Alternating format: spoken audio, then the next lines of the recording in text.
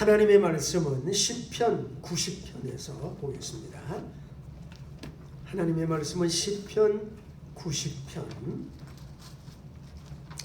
9절에서 17절까지 있는 말씀을 제가 읽어드리겠습니다. 구약성경 869페이지 시편 90편 9절입니다. 우리의 모든 날이 주의 분노 중에 지나가며 우리의 평생이 일식간에 다하였나이다. 우리의 년수가 70이여 강건하면 80이라도 그 년수의 자랑은 수고와 슬픔뿐이요 신속히 가니 우리가 날아가나이다. 누가 주의 노의 능력을 알며 누가 주를 두려워하여야 할 대로 주의 진노를 알리이까. 우리에게 우리날 계수함을 가르치사 지혜의 마음을 얻게 하소서. 여호와여 돌아오소서. 언제까지니까. 주의 종들을 긍휼히 여기소서.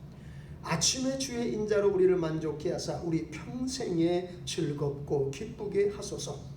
우리를 곤곤케 하신 날수대로와 우리의 화를 당한 연수대로 기쁘게 하소서. 주의 행사를 주의 종들에게 나타내시며 주의 영광을 저희 자손에게 나타내소서. 주 우리 하나님의 은총을 우리에게 임하게 하사 우리 손의 행사를 우리에게 견고케 하소서. 우리 손의 행사를 견고케 하소서. 아멘.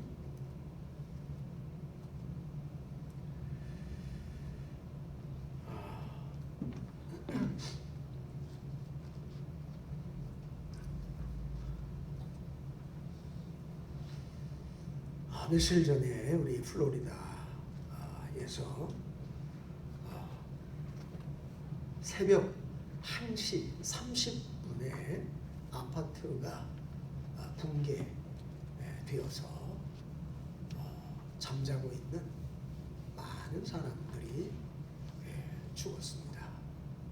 얼마 전까지 한 10명 정도가 이제 죽었고 한 150여 명 정도가 실종이 됐다고 하는데 아마 실종된 사람들 가운데 지금까지 생존자가 없는 것을 봐서 모두 죽은 걸로 판명이 되고 또 아직 확인되지 않은 더 많은 사람들이 있지 않을까. 적어도 200명 이상의 사람들이 12층 아파트가 붕괴되는 그 사고로 인해서 죽었습니다.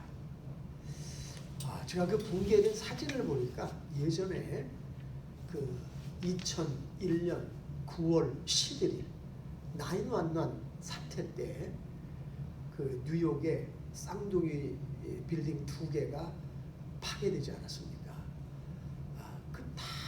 그 빌딩이 파괴된 그 잔해 그 이제 그 파운데이션에 있는 그 바닥까지 전부 다 그 아파트가 붕괴되고 치우고 난 다음에 그 현장을 사진 찍은 걸 봤는데 정말 그 모습과 너무나 똑같았어요. 마치 9/11 테러 사고가 일어나서 그 빌딩이 폭파되어 가지고 그때 거의 한 3,000명 이상이 죽지 않았습니까? 그런데 이 아파트가 그렇게 무너져서 또 이렇게 생존자를 찾을 수 없었던 게 이게 그냥 어떻게 그 철근 콘크리트 건물 아파트가 그냥 그 팬케이크처럼 그냥 이렇게 내려앉아 버린 거예요. 막 산산이 조각조각 이렇게 그냥 폭삭 내려앉아 가지고 이건 뭐 무슨 공간이 거의 없는 겁니다. 중간에 공간이 있었다면은 사람들이 거기에 또 갇혀가지고 살았을 수도 있었을 텐데. 근데 한 거의 5일 전인가요? 붕괴 이틀이 지나고 난 다음에 구조대원들이 막 구조를 하는데 어디서 Don't leave me, don't leave me. 그런 아주 가느다란 나를 두고 가지 마세요 하는 음성이 들려왔어요. 그래서 구조대원들이 막 그 돌무더기를 해치우고 보니까 거기에 12살 먹은 어린 소년이 정말 거의 죽어가는 부상을 입고 거의 죽어가는 상태에서도 바깥에서 인기척이 들리니까 끊임없이 이야기를 한 거예요. 제발 나를 살려주세요. Don't leave me alone. 그 가느다란 음성을 듣고 구조대원들이 그 소년을 살렸습니다. 그런데 지금이 피서철 아닙니까? 그 아파트에 입주한 많은 사람들이 친척이라든가 부모, 형제들이 외국에서 온 사람들이 많이 있었습니다. 그러니까 여행객들이 많이 죽었어요. 변호사 가정은 그 남미에 사는 그 변호사 가정은 그 미국에 가서 남미에는 그 백신 맞기가 힘드니까 미국의 친척집에 와서 들려서 휴양도 할 겸 백신을 맞으려고 왔다가 그런 참변을 당했습니다. 그 여행으로 며칠 온 거예요. 근데 그 아파트를 보니까 그 대서양을 바라보고 있는 너무너무 아름다운 콘도 아파트예요. 네? 그 해변가에 세워진 그 앞에는 해수욕장이에요. 네? 그러니 얼마나 피서지로 좋은 장소였겠습니까? 그러니 여러 나라에서 이 피서철을 맞이해서 그 플로리다의 아름다운 해변에서 휴가를 즐기러 온 여행객들이 많이 있었어요. 친척들, 부모를 또 형제자매를 방문하러 온 사람들이 그런 끔찍한 참변을 당하고 말았습니다. 새벽 1시 30분이었어요. 다 자고 있는데 여러분 한번 생각을 해보세요. 여러분들이 곤히 자고 있는데 갑자기 천장이 내려앉으면 누구만요? 그냥 끽소리 못하고 그냥 가는 겁니다. 그냥 그 상황 아니겠어요? 다 누워서 자고 있는 상황인데 그 사람들 가운데 단 한 사람도 자신의 삶이 그 밤에 끝날이라고 예측한 사람은 없었을 겁니다. 어느 누구도 없었을 거예요. 그런데 죽음은, 비극은 정말 갑자기 도적같이 아무도 예상하지 못한 그 시간에 그 사람들을 덮치고 말았습니다. 예수님께서 그 실로암이라고 하는 이스라엘의 그 높은 망대가 있었습니다. 그 망대는 이제 파수병이 올라가서 적군이 오는 것을 감찰한 망대. 우리나라 뭐 옛날에 그 첨성대라든가 그런 망대가 있지 않았습니까? 근데 그 실로암이라고 하는 망대가 이 아파트 같이 붕괴되어져 가지고 수백 명의 사람이 죽었어요. 그럴 때 예수님이 그 실로암 망대에서 무너져 죽은 사람들이 너희보다 죄가 많아서 죽은 줄 아느냐? 이렇게 말씀을 하십니다. 너희도 회개하지 않으면 이와 같이 되리라. 이와 같이 되리라. 아무도 예측하지 못했습니다. 그런 비극이 생기리라고 하는 것입니다. 우리 인생에, 여러분의 인생에 남은 날은 얼마나 될까요? 재미있는 이야기가 있어요. 어떤 분이 나이 90세가 되었습니다. 이제 손자, 손녀들, 뭐 증손자까지 이렇게 와가지고 이제 설날에 세배도 하고 덕담도 하고. 그런데 이제 어떤 그 나이 든 조카 하나가 와서 세배를 하면서 이런 말을 했어요. 어르신, 100세까지 장수하세요. 그러니까 이분이 갑자기 야 이놈아, 내가 지금 나이가 90인데 100세까지 살라고 하면 이제 10년만 살라고 10년만 살고 죽으라는 거야? 그러면서 그냥 화를 내더랍니다. 김은정 지사님 절대 그런 말 하지 마세요, 어머니한테.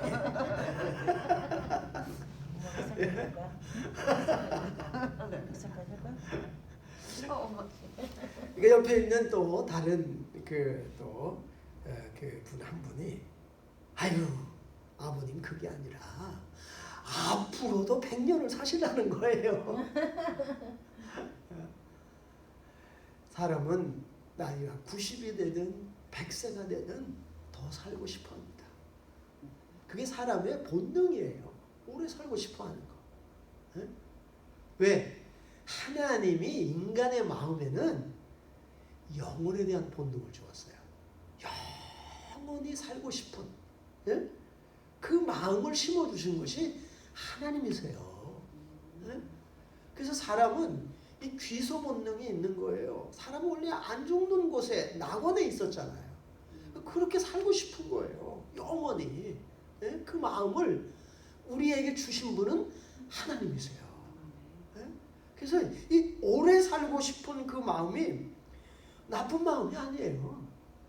그리고 성경은 하나님을 경외하는 사람들은 장수한다 그랬어요. 땅에서 잘되고 특별히 부모님을 잘 경외하는 부모님께 효도하는 자녀들은 땅에서 잘되고 장수하리라. 우리 김은정 집사님 오래 살고 싶으면 어머니에게 효도하시면 되는 거야. 아멘. 맘먹으려고 그러지 말고 엄마한테 자꾸 이렇게. 땅에서 잘되고 장수하리라. 여러분들 이상하게 불효자들은 성경에 보면 하나같이 다 단명했어요. 일찍 죽었습니다. 압살롬 같은 막 부모 마음 속색이고 막 부모 왕위를 찬탈하고 일찍 죽어버렸잖아요. 단명합니다. 자, 우리 인생에 남은 날이 얼마나 될까? 이거를 잘 깨닫는 게 지혜라는 거예요. 자, 우리는 모든 것을 다 계산해요. 내 은행의 어카운트에 돈이 얼마가 남았지? 계산하잖아요. 그죠? 그것대로 써야 되는 거예요. 그렇지 않고 펑펑 쓰면 어떻게 됩니까? 이 부도가 나가지고 망하는 거예요. 감옥에 가는 거고. 우리는 계산을 합니다. 내 돈은 계산하는데 돈보다 100배, 1000배 더 귀한 우리 인생의 남은 날. 모세가 이런 기도를 드린 거예요. 하나님 앞에. 하나님, 내 인생의 남은 날이 얼마인지 알게 해주세요. 하나님 모세에게 지혜를 주었어요. 그러다 보니까 모세가 어떻게 됐어요? 모세는 하나님께 몇 세부터 쓰임받기 시작한지 아세요? 84? 네? 84? 예, 80이에요. 80. 예? 그래서 성경은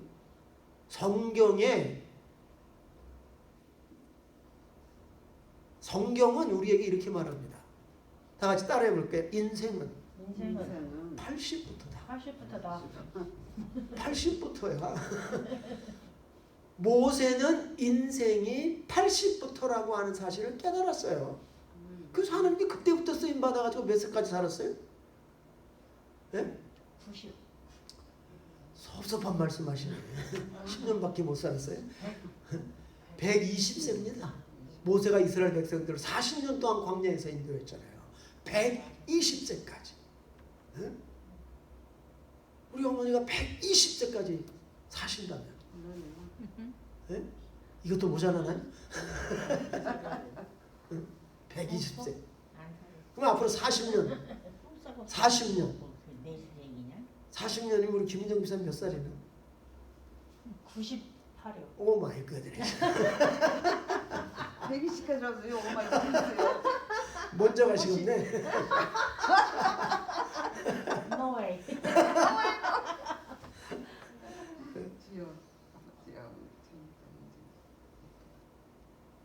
자, 오늘 말씀의 첫 번째 핵심은 지혜로운 사람은 자기 인생의 남은 날을 계산한다는 거예요.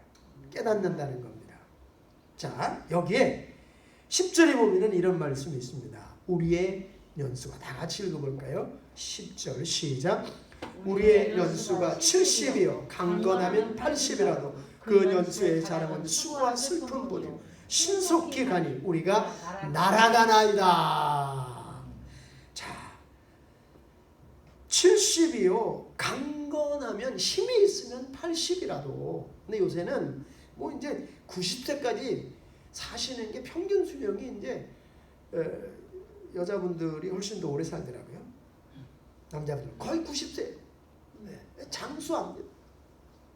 그런데 여기 보니까 강건하면 80이라도 그 삶은 수고와 슬픔뿐이다. 그랬어요.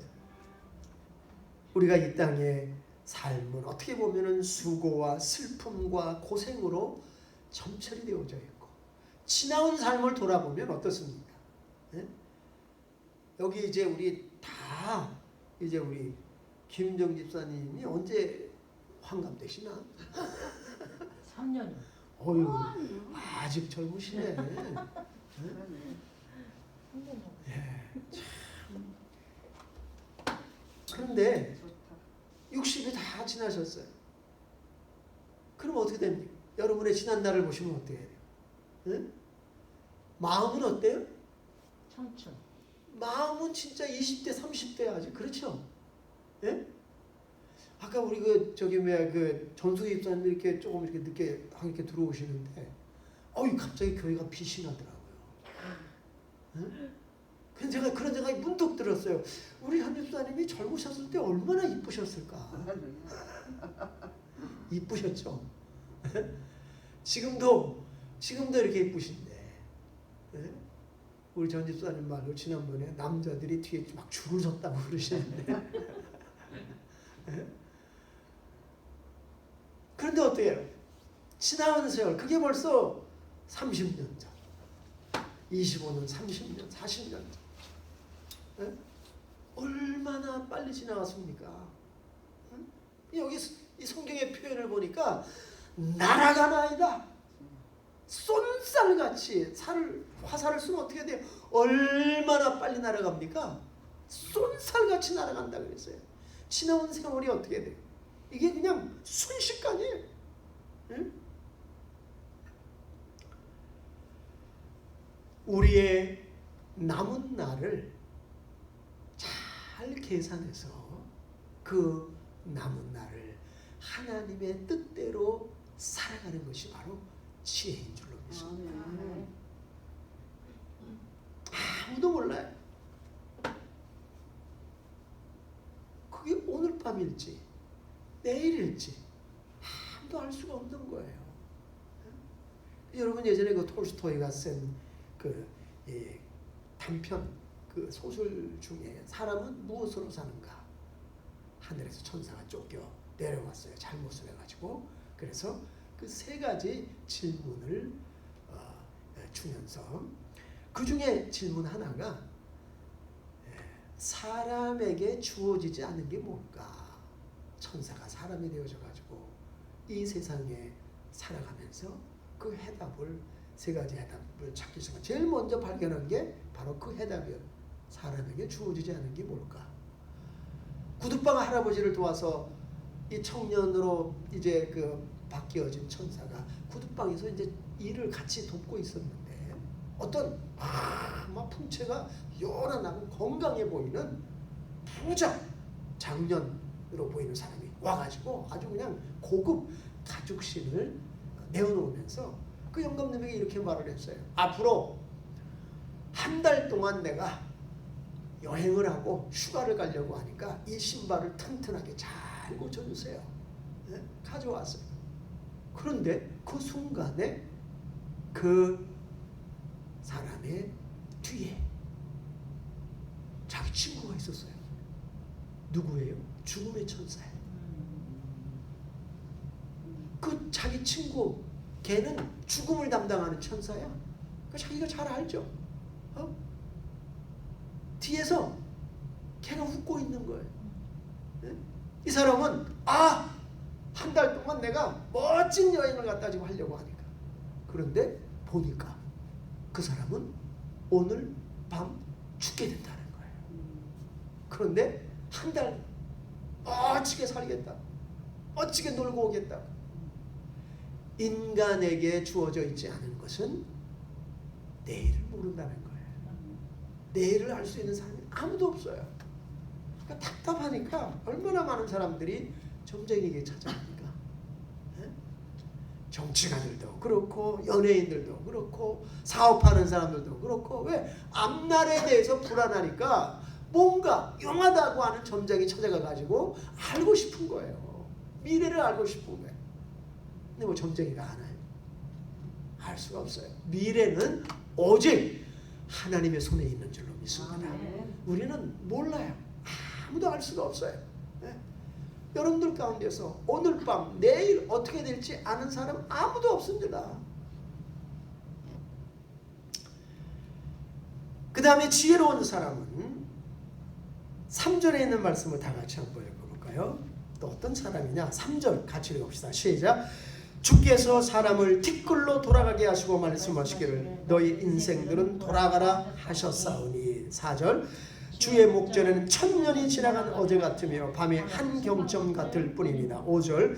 주께서 저희를 홍수처럼 쓸어가시나이다. 저희는 잠깐 자는 것 같으며 아침에 돋는 풀 같으니이다. 6절. 푸른 마름 아침에 꽃이 피어 자라다가 저녁에는 뱀바 되어 마르나이다. 자, 하나님께서 모든 인생들을 향해서 말씀하시기를 너희는 티끌로 돌아가라. 티끌이 뭐예요? 흙이에요. 사람이 이 재질이 뭘로 만들었습니까? 흙입니다. 하나님이 창세기 보면은 흙으로 사람을 만드사 그랬어요. 모든 생물은 흙으로 다 만들었어요. 인간의 재질은 흙이에요. 그런데 하나님이 흙에서 취하였으니 다 흙으로 돌아가라. 티끌로 돌아가라. 먼지로 다 돌아가라.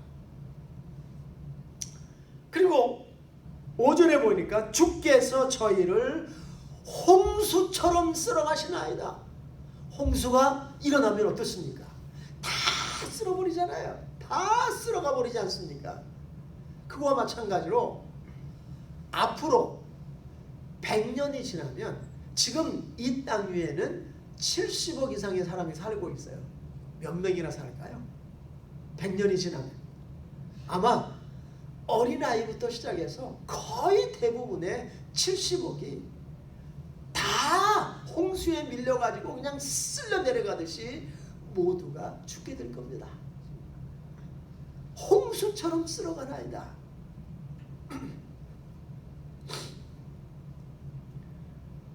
사람은 먼지와 같고 들풀과 같고 조금 있으면 지워버리는 들의 꽃과 같은 그런 존재라는 거예요. 사람의 일생이라고 하는 게 우리가 볼 때는 뭐 길고 이렇게 하는 것 같지만 하나님이 볼 때는 그냥 밤에 그냥 한 경점 같이 그냥 1초 똑딱 하는 것 같이 그렇게 짧은 인생이라는 거예요. 영혼의 관점에서 보면은 우리가 뭐 80세 살고 100세 살고 그게 어떻게 돼요? 다 그냥 순간이잖아요. 네? 그냥 짧은 경점이에요. 그러고 난 다음에 어떻게 돼요? 다 흙으로 돌아가는 거예요. 다 티끌로 돌아가는 거예요. 다 먼지가 되는 거예요. 근데 이게 순서가 없어요. 순서가 없어요. 부모가 연로하신 부모가 먼저 가시는 게 절대 아니에요. 젊은 자녀들이 젊은 사람들이 먼저 가는 케이스가 너무너무 많아요.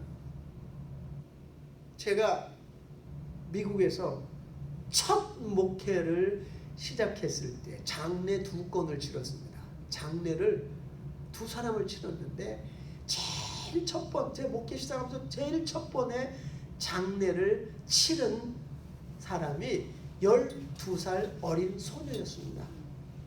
이름도 지금 아직 기억하고 그 얼굴 모습과 그 죽어있는 모습도 제가 다 기억해요. 너무 제가 첫 장례였고 쇼크였기 때문에 12살짜리 이름도 기억 정남경이에요. 그런데 이 아이가 아파트 수영장에서 물에 빠져 죽었어요. 그 아파트 수영장에는요, 그 주변에는 어른들이 썬팅을 하고 다 이렇게 누워있는 사람들이 10명도 넘었어요. 그리고 엄마가 아이를 보고 있다가 잠깐 집 안에 뭘 가지러 한 5분 정도 들어갔어요. 이 아이는 아파트 수영장에서 친구하고 같이 놀고 있었고, 그런데 그 아파트 수영장이 다른 아파트보다도 좀 깊은 곳이 있었어요. 친구하고 이렇게 막 이렇게 놀다가 자기도 모르게 깊은 곳에 들어간 거예요. 그리고 얘가 그냥 발이 땅에 안 닿으니까 당황한 거예요. 그래서 막 험석거리는데 친구는 얘가 장난하는, 자기는 발이 땅에 닿는데 제가 저기서 막 이러고 있으니까 장난하는 줄 알고 별로 신경을 안 써요. 얘는 들어갔다 나왔다 들어갔다. 엄마가 한 3분 후에 나오면 애가 안 보이는 거야. 네? 그래서 막 난경아 이름을 부르면서 아이를 찾았는데, 네? 아이가 없어. 너 난경이 못 봤니? 친구한테 물어보니 저기서 아까 놀고 있었는데. 근데 그 밑에를 보니까 얘가 거기 빠져 있는 거예요. 건져서 데려갔지만 이미 아이가 죽었어요.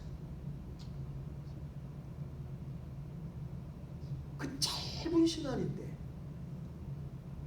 얼마나 큰 충격이었겠습니까? 그리고 또 두 번째는 9살 먹은 남자아이였어요. 엄마가 거실에서 피아노 치고 있었습니다. 이 아이는 엄마 방에서 놀고 있었어요. 그러다가 얘가 장롱문을 열고 그 장롱 안에 이불이 이렇게 쌓여 있는데 그 장롱으로 그 이불 위에서 놀고 있었나 봐요. 엄마가 한 10분쯤 피아노 치다가 애 이름을 불러도 애가 대답을 하지 않아서 들어가 봤는데 이불 사이에 그 이불하고 그 장롱 벽 사이에 그 틈이 있잖아요. 예? 그 틈에 얘가 거꾸로 이렇게 박힌 거예요. 머리가. 예? 그러니까 나오기가 힘들잖아요. 소리를 질러도 엄마는 피아노 치고 있으면 들리습니다. 근데 얘가 천식 기운이 좀 있었어요. 엄마가 애를 장롱에서 끄집어내고 병원으로 911 불러서 데려갔는데 의식이 없었어요. 제가 그 소식을 듣고 바로 병원으로 달려가 봤지만 의사가 90% 이상 뇌가 죽었습니다. 산소 공급이 안 돼가지고 뇌가 죽었습니다. 근데 호흡을 다 하고 있어요. 사는 사람하고 똑같대. 잠자고 있어요. 그런데 의사는 죽었습니다 그러는 거예요.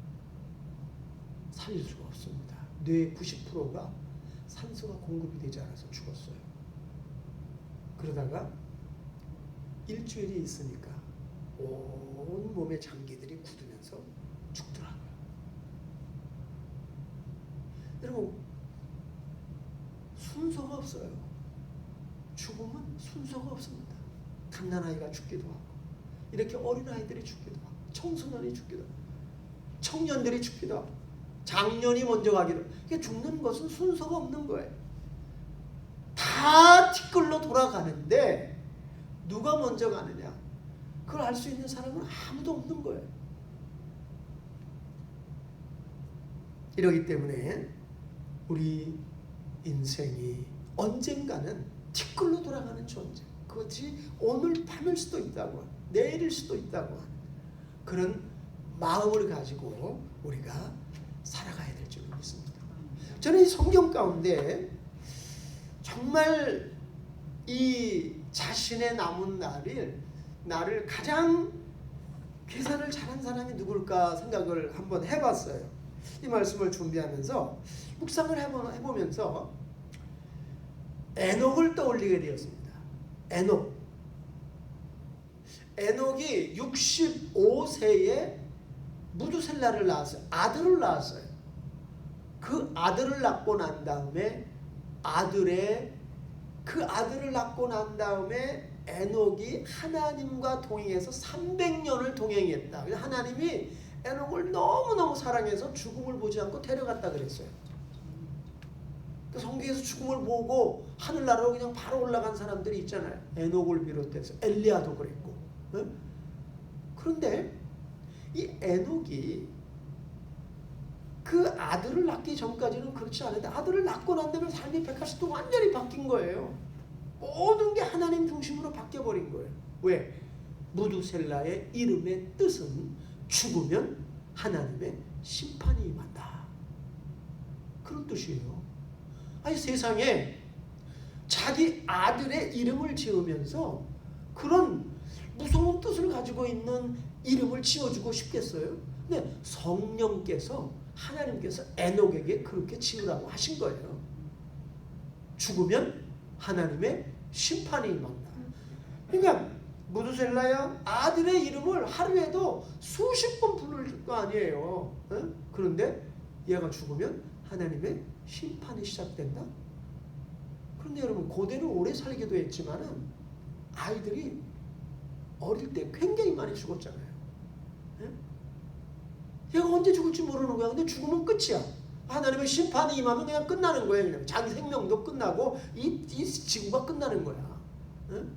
그러니까 그게 오늘 밤일 수도 있겠구나. 그러면서 각성을 하고 하나님 중심으로 삶을 180도 바꾸어가지고 살아가기를 시작해서 그게 하나님을 너무너무 기쁘게 한 거예요. 근데 여러분 나중에 어떻게 됐어요? 에녹이 이 무두셀라가 죽은 그 날이 노아의 홍수가 내린 날입니다. 시작된 날이에요. 무두셀라가 죽은 그 날 비가 내리기 시작을 했어요. 40일, 40년 온 천지에 생명에 있어서 호흡하고 기식하는 모든 존재들이 생물체들이 인간을 비롯해서 다 죽었어요. 노아의 식구들을 제외하고 방주에 들어간 사람들을 제외하고 다 죽었습니다.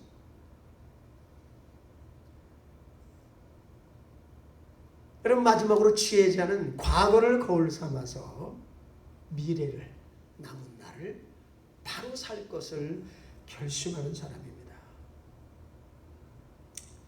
과거의 모습이 어땠습니까? 과거는 7절에 있는 말씀을 보면 같이 해볼까요? 7절 시작. 우리는 주의 노에 소멸되며 주의 분내심에 놀라나이다. 주께서 우리의 죄악을 주의 앞에 놓으시며 우리의 은밀한 죄를 주의 얼굴빛 가운데 두셨사오니 우리의 모든 날이 주의 분노 중에 지나가며 우리의 평생이 일식간에 다하였나이다. 여기 보면은 주의 노에 소멸되고 주의 분내심, 예?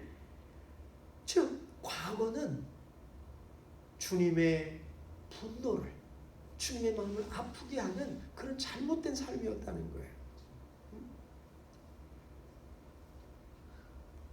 이제부터라도 주님을 기쁘게 하는 그런 삶으로 전환돼야 되겠다.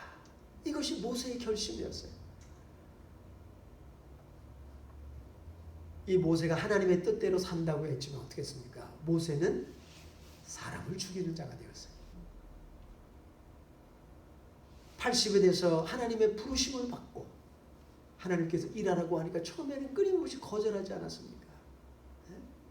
그렇죠. 마침내 순종해서 그의 남은 생애를 하나님 앞에 온전히 드리고 쓰임받게 됩니다. 왜 이렇게 살았나? 내가 과거에 왜 이렇게 살았나? 우리가 과거를 돌아볼 때 잘못한 것들이 많습니다. 죄와 허물과 주님의 뜻대로 순종하지 못하고 불순종한 그런 많은 날들이 있는데 이제 그런 것들을 거울 삼아서 미래는 바로 살게 해주세요. 하나님의 뜻을 용기 있게 행하게 해주세요. 그런데 여기에서 가장 중요한 것이 우리가 우리 힘으로는 바르게 살 수가 없어요. 우리 힘으로는 주님의 뜻대로 살 수가 없어요. 자, 그러면 어떻게 해야 되느냐?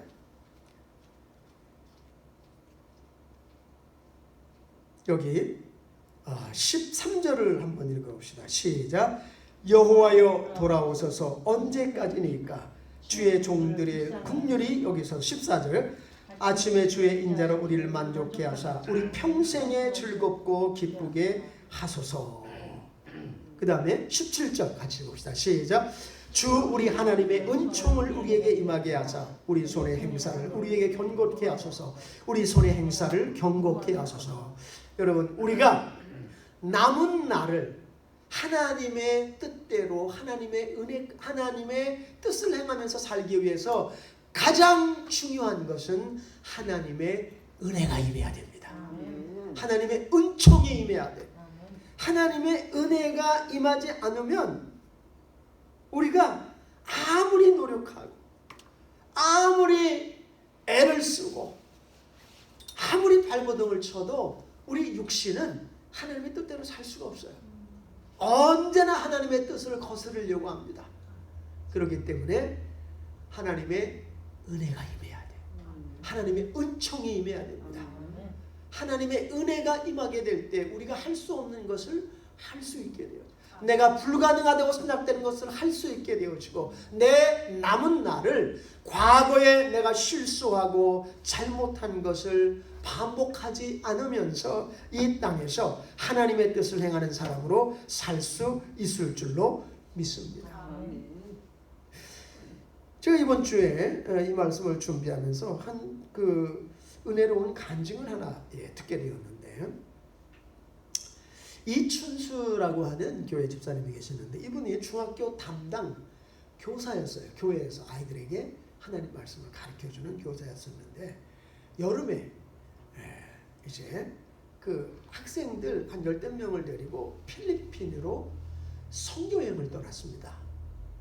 선교여행을 떠나서 이제 선교지에서 아이들이 열심히 전도지도 돌리고 그 필리핀에서 선교사역을 하는 선교사님을 도와가지고 막 필리핀 아이들에게 성경도 가르쳐주고 노래도 가르쳐주고 열심히 이제 봉사활동을 하고 이제 그 끝날 때쯤 돼가지고 이제 그 아이들에게 이제 휴식하고 이제 또 그 피로를 풀 수 있는 그 시간을 주기 위해서 바닷가로 왔어요. 필리핀의 그 아름다운 그 바닷가에 가가지고 아이들이 이제 막 그 놀고 있는데, 그런데 갑자기 좀 이렇게 바람이 좀 이렇게 세지면서 파도가 좀 이제 심하게 일기를 시작을 하는데, 그 학생 중 중학교 그 학생 중 하나가 바닷가에서 이렇게 막 놀고 있었는데 갑자기 파도가 덮치면서 이 파도가 세지면서 이 파도가 치면 자꾸 이렇게 그 파도가 이렇게 쓸어갑니다. 이렇게 쓸어가잖아요. 예? 그러니까 이 애가 막 앞으로 나오려 그럴 때마다 파도가 또 이렇게 막, 예?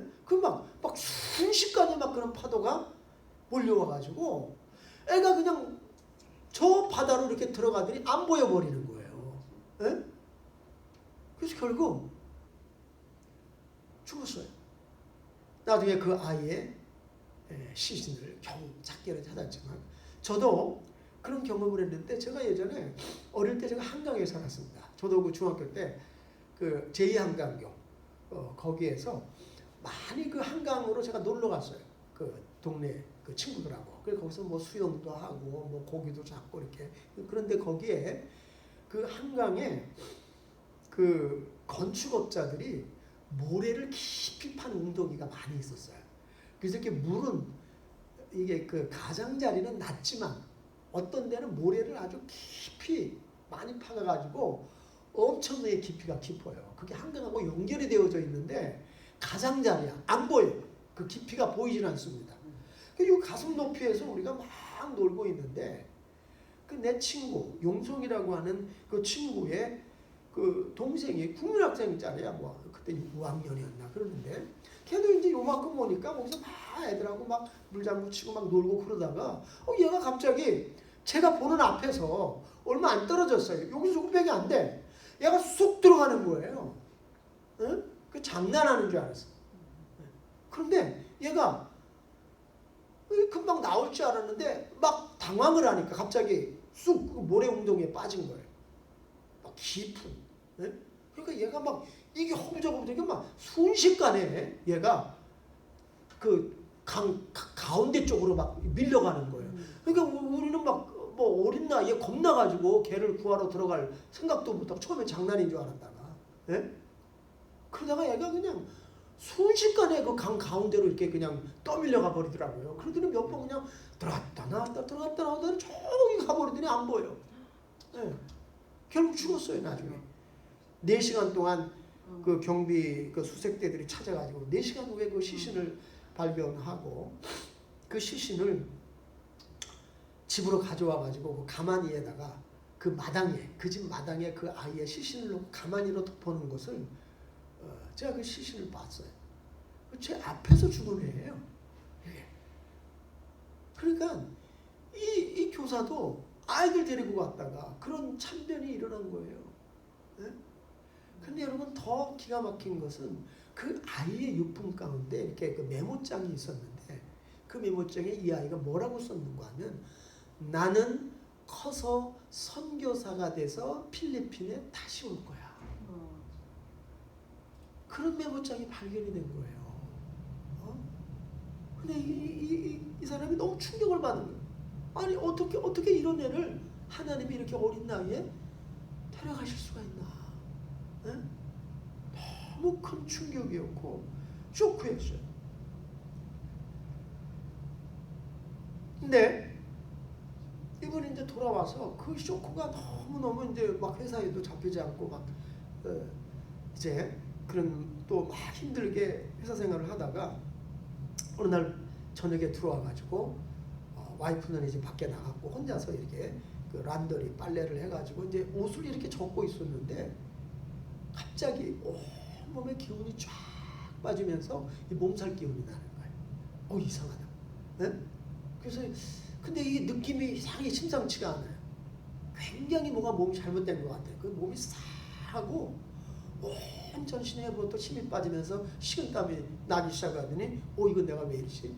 너무 무리하고 그동안에 그리고 그 아이의 그 죽음에 대한 너무 그 쇼크가 컸던 거예요 그동안에. 그래서 그냥 얼른 침대로 들어갔는데 누웠는데 그냥 막 천장이 빙빙빙빙빙 돌면서 정신이 하나도 없고 몸이 땅으로 확 꺼져 들어가는 것 같고 이 손끝에 힘이 하나도 없는 거예요. 정말 손가락 하나 움직일 힘조차 없는데 몸은 자꾸 호흡이 거칠어지기 시작을 하면서 마치 자기 몸에 이 가슴 위에 막 무거운 그냥 막 그 쇳덩어리가 이 사람 표현은 그냥 막 큰 코끼리가 자기 가슴을 막 짓누르는 것 같은 그런 답답함을 느끼면서 호흡이 되질 않더래요. 그러다가 이러다가 내가 죽는구나. 근데 뭐 꼼짝할 수도 없으니까 내가 할 수 있는 건 주님 살려주세요. 주님 도와주세요. 주님 살려주세요. 막 이러고 있는데 나중에 너무 막 이렇게 막 호흡도 안 되고 힘도 빠지고 이제 죽었구나. 그러니까 그 뭐 주님 뭐 이런 그 이름도 부를 수도 없을 정도로 그렇게 혼미한 상태가 되었어요. 그런데 그 순간이 딱 지나고 나니까 너무 평화로운 느낌이 들더래요. 막 온 몸의 힘도 하나도 없어요. 그런데 아주 마음이 평안해지면서 그렇게 이 몸도 그냥 힘들지도 않고 그래서 문득 무슨 생각이 드는가 하면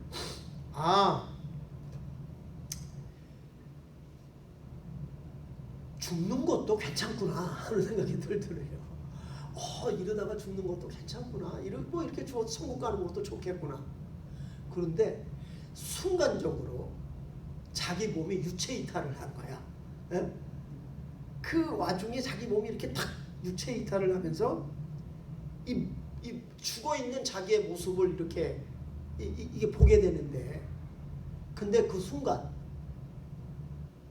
죽어 있는 자기의 모습 앞에서 오열하고 통곡하는 와이프의 모습이 보이는 거예요. 부모님들의 모습이 보이는 거예요. 형제들의 모습이 보여요. 자기는 괜찮을 것 같은데 모두가 슬퍼하고 모두가 가슴 아파하고 막 난리가 난 거예요. 그래서 이 사람이 나 하나 죽는 건 아무렇지도 않은데 나의 죽음이 이렇게 많은 사람의 마음을 아프게 하는구나. 그 순간에 이분이 막 살아야 되겠다. 그런 생각이 들면서 온 힘을 다 짜내가지고 이제 핸드폰이 옆에 있는데 거기로 가가지고 겨우 그거를 잡고 이제 아니면 한국은 119죠. 119. 911 여기는 전화를 해가지고 와가지고 이제 이머전시로 들어가서 겨우 이 살게 되어서 이분이 그 후로 나는 지금까지 사람들에게 생명에 대해서 영원히 사는 생명에 대해서 복음을 증거하고 삶을 멋있게 사는 것에 대해서 증거했는데 죽음에 대해서 이야기하는 사람이 되어야 되겠다. 죽음을 사람들이 죽음을 준비할수록 도와야 되겠다. 그러면서 이 사람이 나중에 장례 인도자가 됐어요.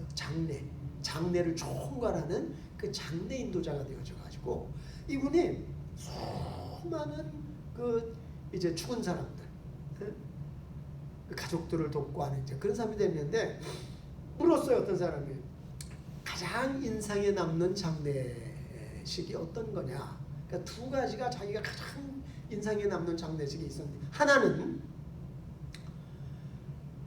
서울대 졸업생이었던 학생이 자살을 했대요. 그러니까 그 자살한 시신을 이제 다 그 염을 해주고 다 닦아주고 이제 뭐 그거 다 하잖아요. 그거. 근데 시골에서 70대 중반에 노 부부가 올라왔어요. 부모님들이 올라왔는데 이 자식이 아주 늦게 얻은 외아들이야. 부모님들은 아주 힘들게 농사를 지으면서 이 아들이 성공하도록 뒷바라지했어요. 눈에 넣어도 아프지 않은 외아들이에요. 서울대 들어가서 이제 졸업하고 잘 되는 일만 남았고 부모님에게 효도하는 그 부모님들의 삶의 그 목적과 이유는 아들이에요. 자랑이었고 그 아들 때문에 근데 그 아들이 자살해버렸어. 얼마나 처절하고 얼마나 비극적이겠어요. 얼마나 가슴 아파. 그 허름한 옷을 입고 노 부부가 찾아왔는데 그 한국은 이게 그 장례 거기에다가 그 시신을 보관하는 데다가 이제 병원에서 그 이제 이름을 써야 되나 봐요. 네? 근데 그거를 부모님이 써야 된대. 근데 아버지가 펜을 들고 자식의 이름을 그 시신이 들어있는 그 위에 이렇게 이름을 써야 되는데 손을 막 떨면서 온 몸을 사시나무 떨듯이 떨면서 그 이름을 간신히 쓰면서 그냥 어머니는 거기서 그냥 실신해버리고 그래서 너무너무 가슴 아픈 그런 죽음. 저분이 저 아들이 하나님을 알고 죽었다면 얼마나 좋았을까. 너무너무 인상에 남는 그 젊은 사람의 자살에 대한 그 장례였고 또 하나는 할머니 한 분이 돌아가셨어요. 근데 이 할머니는 평생을 여자분이었지만 선교사님으로 헌신하다가 돌아가신 분이에요. 돌아가셔서 그 이제 할머니의 장례를 다 이렇게 준비를 해놓고 이제 그 시신을 모셔놓은 그 시신관에 그 손자, 손녀들, 식구들 다 이렇게 막 수십 명이 몰려왔어요. 그런데 그 손자, 손녀들 가족들이 손에 뭔가를 다 들고 왔어요. 보니까 할머니하고 찍은 사진들, 그 사진들을 다 들고 와가지고 뺑풀로 앉아가지고 할머니와의 그 멋진 추억들을 이야기하기 시작을 하는 거예요. 네? 근데 그 이야기를 나누면서 얼마나 막 눈물도 흘리고 막 그랬지만 너무너무 분위기가 좋은 분위기라는 할머니가 살아생전에 이렇게 해줬다 저렇게 해줬다 막 그런 아름다운 이야기들을 거의 2시간 이상 나누면서 그냥 너무너무 즐겁고 유쾌하고 은혜로운 그런 세상에 어떻게 죽은 사람들을 앞에 놓고 이렇게 아름다운 추억들을 서로 나눌 수 있을까? 그러면서 거기 그 젊은 손자, 그 손녀들이 그 할머니하고 찍은 사진, 여러 가지 추억의 사진들 가운데 가장 좋은 것들을 모아다가 슬라이드로 만들어가지고 장례식 때 사람들에게 그걸 다 이렇게 보여주는데 얼마나 은혜롭고 정말 우리가 크리스찬이 이 세상을 떠나갈 때 우리는 뭐라고 이야기를 합니까? 천국 환송식이라고 이야기를 합니다. 진짜 천국 환송식이에요. 그 장례식에 모인 사람들이 막 슬퍼하고 막 이런 게 아니라 다 감사하고 기뻐하고, 네? 정말 이 감사의 눈물을 흘리고 진짜 천국 환송 예배. 네? 그 장례가 다 끝났어요. 친척들, 식구들, 손자, 손녀들 다 이 앞에 그 할머니의 그 시신을 앞에다 놓고 전부 다 모여가지고 사진을 또 찍더래요. 어? 사진을 찍으면서 너무 기뻐하고 정말 할머니가 하나님 나라에 갔다고 하는 거, 천국 갔다고 하는 거, 그거를 식구들이 다 기념하면서 이 날을 계기로 우리 모두는 할머니의 뜻을 받들어 새롭게 살아갈 거예요. 그런 결심을 장례식에서 다 식구들이 사진을, 단체 사진을 찍으면서 세상에 장례식이 그렇게 은혜롭고 그렇게 축복된 장례식은 처음 봤다는 거예요. 네? 여러분, 성경은 이야기합니다. 성도의 죽는 것을 하나님이 귀히 보시느니라. 여러분, 스데반이 순교할 때 어떻게 했어요? 예수님이 친히 보좌에서 일어나서 스데반을 환영하지 않습니까? 우리가 이 땅에서 어떤 모습으로 살다가 죽든지 예수 그리스도를 믿는 성도로 이 땅을 떠나게 될 때 하나님은 우리의 죽음을 귀히 보시는 줄로 믿습니다. 그렇기 때문에 우리는 죽음을 두려워할 필요가 없어요. 죽음이 우리 가까이에 온다고 할지라도 우리가 조금 더 무서워할 필요가 없어요. 예수님께서 뭐라고 말씀하셨어요? 나를 믿는 자는 죽어도 살겠고 무릇 살아서 나를 믿는 자는 영원히 죽지 아니하리라. 우리의 사랑하는 사람들이 예수님을 믿고 이 땅을 떠날 때 우리는 천국 환송 예배를 드릴 수 있게 될 줄로 믿습니다. 우리도 마찬가지. 우리가 이 땅을 떠날 때 우리의 후손들이, 우리의 사랑하는 가족들이, 우리의 자녀들이 기쁜 마음으로 이렇게 천국 환송 예배를 드려 우리와의 그 아름다운 추억을 되새기고 우리가 하나님을 섬겼던 그 신앙의 발자취를 따르기로 결단하는 그 아름답고 귀한 장소가 되도록 우리가 기도하고 소원해야 될 줄로 믿습니다. 기도하겠습니다. 사랑의 하나님, 이 땅에서 어떤 사람들은 갑작스럽게 세상을 떠나는 것으로 인해서 영혼을 위해서 아무런 준비도 하지 못하고 인생의 비극을 맛보는 사람들도 있습니다. 하지만 저희들 하나님을 믿는 믿음 속에 하루하루 살게 해주시고 영원에 대한 소망을 갖게 해주신 것 너무나 고맙습니다. 우리가 지혜로운 사람이 되어져서 우리도 언젠가는 이 땅을 떠나게 될 것이고 그것이 오늘일 수도 있고 내일일 수도 있다고 하는 이 마음을 가지고 에녹같이 하나님과 통행하며 하나님의 뜻을 이 땅에서 이루게 하여 주시옵소서. 예수님의 이름으로 기도드립니다. 아멘. 우리 찬송 하나